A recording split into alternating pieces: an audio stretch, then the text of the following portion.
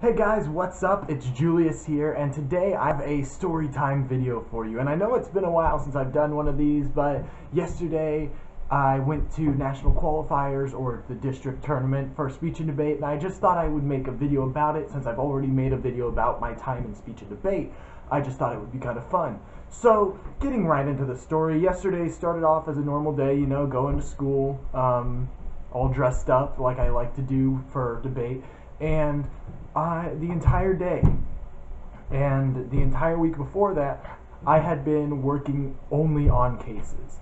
It had been case, and then tournament. It was definitely the sort of commitment that I talked about in the previous video, which I might link up here somewhere or probably down in the description, really. Anyways, yeah, it was fun. It was a fun tournament overall, and I plan to get into some of the specifics of the tournament in this video. So obviously we had to leave early since it was a debate tournament, and debate tournaments start as soon as that school's day ends. And the place of the tournament was at Liberty High School. Liberty High School being over in Liberty, Missouri, obviously, and being an absolutely huge school. Okay, it's where all districts take place, and it's where a lot of things take place. And it was just, I'm just standing outside of it, you look around and you're like, wow. And one of the first things I noticed while I was outside of the school was that the football stadium looked like a collegiate football stadium. Their stands are huge. They are absolutely just, that's exactly what I thought. I saw them and I was like, what? And I was like, hey, why does this high school have a collegiate-sized football field? And somebody yelled back, they're like, it's because they have a lot of funding, Julius. Yeah, well, no shit. But yeah, anyways, that was kind of amazing. That's before I even stepped foot in the school. Anyways, I stepped through the doors, and we are immediately guided to the gymnasium, where we wait for 30-40 minutes. And while we're waiting there, I am just trying to get my computer to work and for everything to be set up so that I am able to, actually debate with my cases, because that's something that we like to do here in speech and debate. And it was really fun. I very much thrive off of the adrenaline and nerves right before a performance like that, or right before a debate like that, because you know what's at stake. You know exactly what could happen and what you want to happen, and there's only one way to make what you want to happen, and that is to work for it. It is to make sure that you are able to debate better than the other guy. And let me just go over what I was doing at this tournament, because there are two separate national qualifying tournaments. There is the debate tournament, and then there's the IE tournament, individual event tournament, which is a lot of competitive acting and extemporaneous speaking, all that fun stuff, which is where I'll be doing my HI in this upcoming weekend. So we were in the gymnasium, and me and my partner Marie, we do public forum debate. We were going over our cases and just pretty much trying to calm ourselves down, because this was the first time either of us had been to national qualifiers. At least in public forum. It was the first time I'd ever been to a national qualifying debate. And I was looking at it and I was like, wow, this is definitely something. It is a thing. And yeah. Anyways, we were like, wow, this is awesome, but this is also terrifying, because we knew that the best of the best teams that we had gone against so far would be there. They were undoubtedly there. And there were also some teams there that probably weren't as good, but those were just teams put there to fill up slots, teams thrown together haphazardly, which sometimes works. Sometimes a team that is just randomly thrown together is able to do a lot better than some of the other teams, such as one of the teams from Park Hill that got thrown together, Deborah and Bella.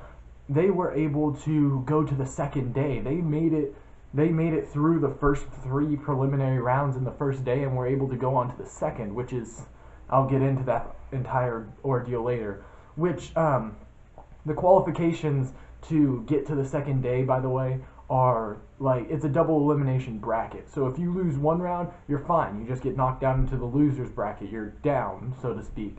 But as soon as you lose that second round, you are out of the tournament. You have no guaranteed rounds after round two. Round two, you are only guaranteed 2 rounds.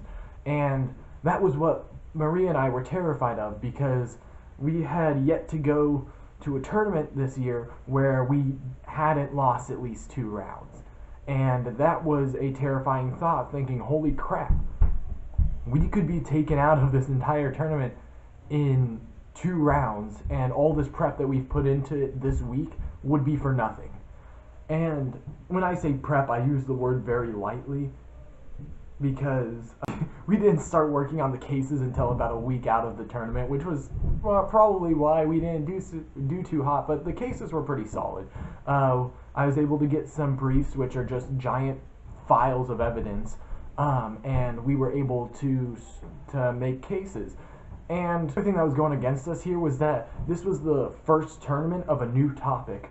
For the 2 tournaments that we had been together so far, we had been debating about stopping arms sales in Saudi Arabia, and then NatQuals, NSDA decided that it would be a great idea to say, hey, we're going to give these kids a new topic. That seems like a great idea. So there Maria and I we were working with the new topic, and there was a point where I was writing my case, and I was like, this is not going to go well. I was just click-clacking away, just da-da-da-da-da-da-da-da, and we were just, nope. I was just like, this isn't going to go well. And eventually I got the case done. I got it revised by a couple of people who are better than us at public forum, and I made some edits to it, and I thought our con case was pretty good, and our pro case was pretty solid as well. And just for the record, the topic for this tournament and all the tournaments this month is market rate housing, is that the United States should promote it, which, if you don't know what that means, you're not alone. I had to look up multiple times while I was writing my case. I had to look up what market rate housing meant exactly, because I was dumb. And we were asked for a definition of market rate in one of our speeches, and which I know what it means now. It's selling something or paying someone what it is worth on the market, like generally, like as an average. So like, for example, we would pay, or an education system would pay a professor in mathematics more than they would pay a middle school teacher who has a bachelor's degree in math education or something like that. I don't know what degrees there are. And then, of course, we all know what housing means. So it's basically selling or renting houses out for what they're worth, keep landlords from just charging insane amounts to live in a place, which I think is completely, I think that the caps that we currently have on rent are completely reasonable, but that's boring and I won't delve into that. Anyways, we were stuck. We went 3 rounds. We ended up going 1-2 and getting knocked out of the tournament in the 3rd round of the tournament. Both teams, by the way, were from Fort Osage, so shout out to you guys for being able to beat us twice with the same case, because that's exactly what happened. At Fort Osage, they used the exact same case for both teams, which generally doesn't happen because most PUF teams, or public forum, it's referred to as PUF, or most debate teams in general, they write their own cases, but Fort Osage was able to use the same case twice and beat us with it twice. So that's kind of fun. So if you look at it, we only technically lost to one team. Only technically, because it was only one case. And it was the same case both times, because throughout those 3 rounds, we were forced to argue on the con side, which is easy, because con side you can be super impacty and be like, hey, this promotes segregation and stuff like that. That's a stretch, but like, you could argue that theoretically. And yeah, we didn't even get a chance to run pro, so all those hours and days that Marie had put into writing the pro case were essentially just taken and Kobe'd out the window. That is exactly what happened, because we weren't able to run pro at all. And in both cases, we were forced to choose con. And again, like I said, our con case was solid, but in 2 out of those 3 rounds, it was not solid enough to get us a win. And the only reason we won a round was because we got lucky in the second round, and we got a team that was fairly easy and was just haphazardly thrown together. And overall, if I were to rate the experience, I would give it a solid... I'd give it a solid 6 out of 10.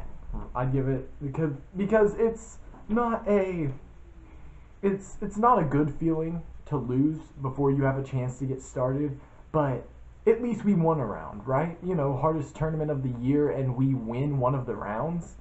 Like, that's amazing. That's something. It was my 3rd Puff tournament ever. Like, I'd never argued Puff before 3 tournaments ago, and here I am winning a national qualifying round. Now, I didn't qualify to nationals, but like the tournament was national qualifiers, blah, blah, blah, blah, blah, all that bullshit. However, I'm not going to focus just on my stuff here, because I also had a very good friend of mine qualify to nationals.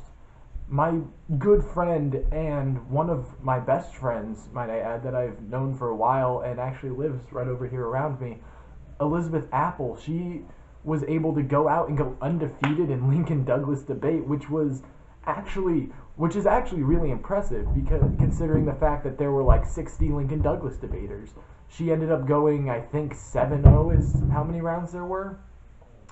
I'm not sure, but she qualified. She went undefeated and qualified to nationals. And just in case that didn't sink in enough, here are the regular tournaments, right? And just your regular season tournaments, right?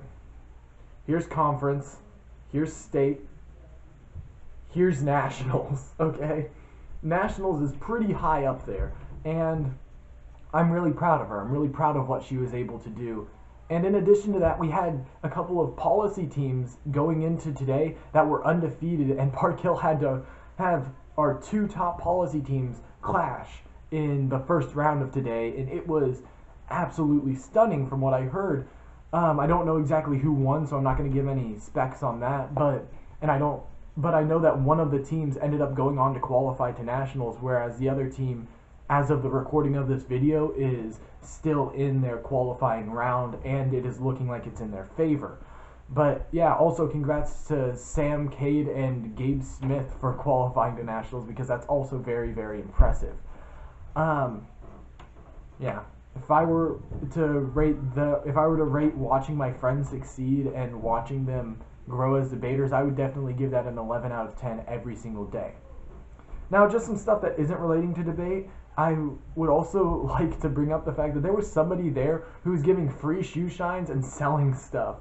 And of course, I bought from him, and I didn't get a chance to get a shoe shine, and I'm very upset. So, guy from Liberty that was giving shoe shines, if you're watching this, please let me know, because I need one of those shoe shines just so that I can be like, hey, I got one of those. Anyways, but like, he was selling laptop stickers for $1, and I bought 4 stickers for $1, and it was actually really, they were actually pretty funny. Like, they were meme stickers. Like, I got one that said triggered and one that said it's free real estate, which I'm gonna modify later to turn into a debate meme.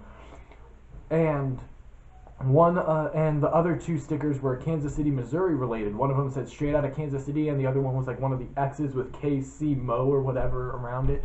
That I think is really cool personally.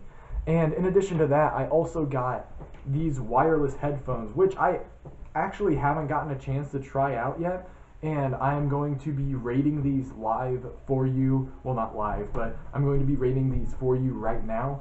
So thank God for video editing, because this is going to take a minute. Anyways, let's turn these things on. If I can figure out how to do it. I see a volume button, but I do not see a power button. Is that a...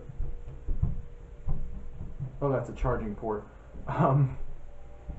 Where is the power? Oh, there it is. I found it. Oh, it's on. Alright. Alright, sweet.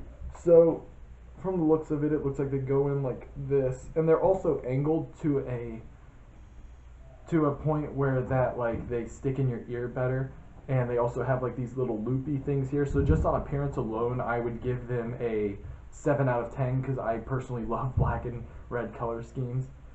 Let's pair them via Bluetooth and hope that like I don't have to do anything extra. Their connection name is V5. Oh wow, that bass is strong. It's connected. Anyways, I'm going to go into Spotify here. Spotify, and we're just going to go into my favorite songs. What song will it be? Song is Afraid of Heights by Billy Talent.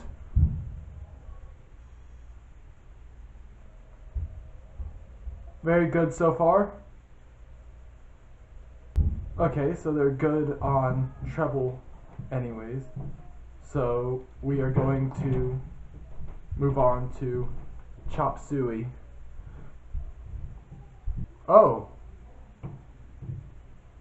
I like it. I like the bass. Oh yeah, it has. These earbuds are great. They're fantastic. I love them. These are probably some of the best earbuds I've ever gotten. The bass was really good for a minute and then it stopped being super good. But yeah, I got these for like $5 and they are really good for what they were worth. And they so far haven't started crackling or anything yet, so they haven't blown out, which is awesome. But yeah. Anyways, I very much enjoy sharing these stories with you guys, and if you enjoy hearing me tell these stories rather than playing music or something like that, go ahead and drop a like down below, and if you're cool enough, go ahead and hit that subscribe button and hit that notification bell to join that notification squad. And as always, if you know anybody that would love to hear this video or anybody that should see this video, make sure you go ahead and hit that share button down there and share this video with them so that they can witness what you have witnessed and listened to today. And as always, I will see you guys in the next video. Peace.